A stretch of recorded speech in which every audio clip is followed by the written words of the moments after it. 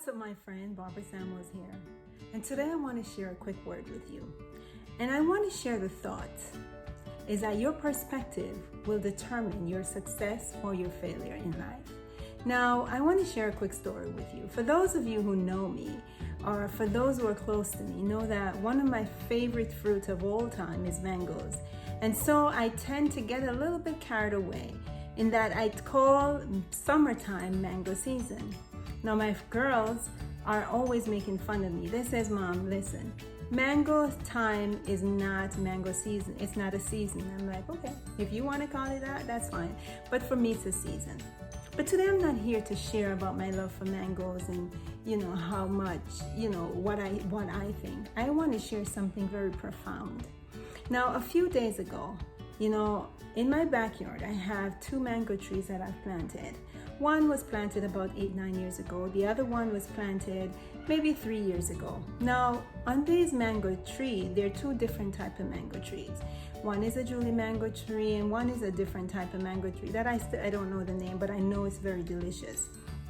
Now, I walked out to my backyard, and as I stood, both trees are planted side by side each other.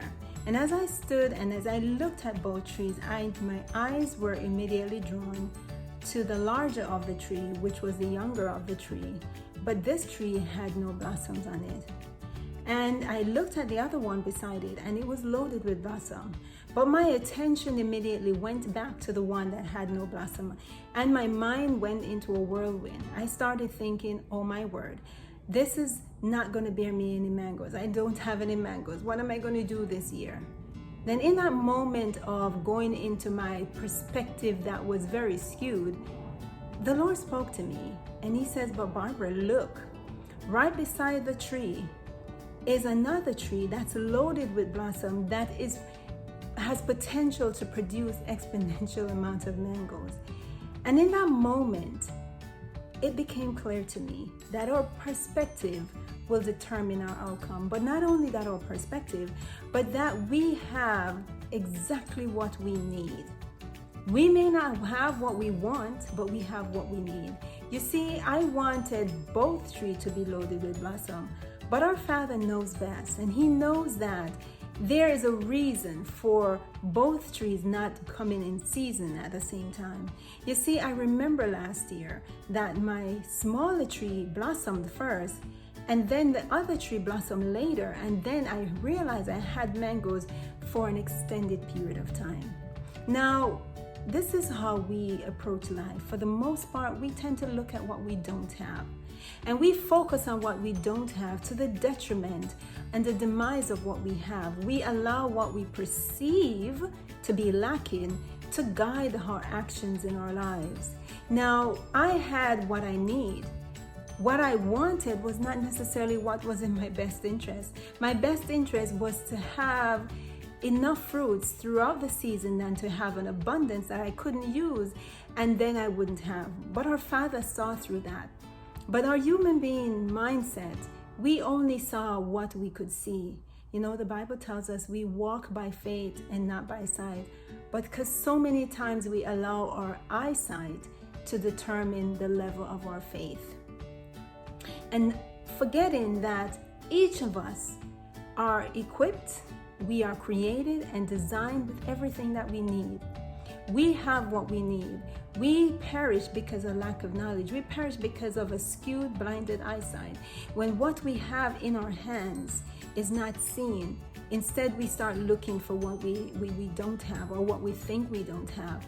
I'm here to share with you that everything you need to be successful in whatever command, in whatever area God has gifted you and has assigned you, and wherever he's placed you, everything that you need, you have in your hands.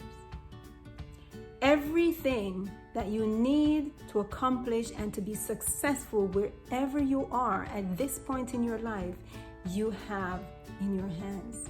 You see, our God always provides all our needs. Most times we think we don't have what we need because we fail to look at what we have and focus on what we think we lack. In that moment, as I stood there, it became clear to me that my view was skewed. it became clear to me that this was not just how I looked at my mango tree, but this was how I looked at a lot of things.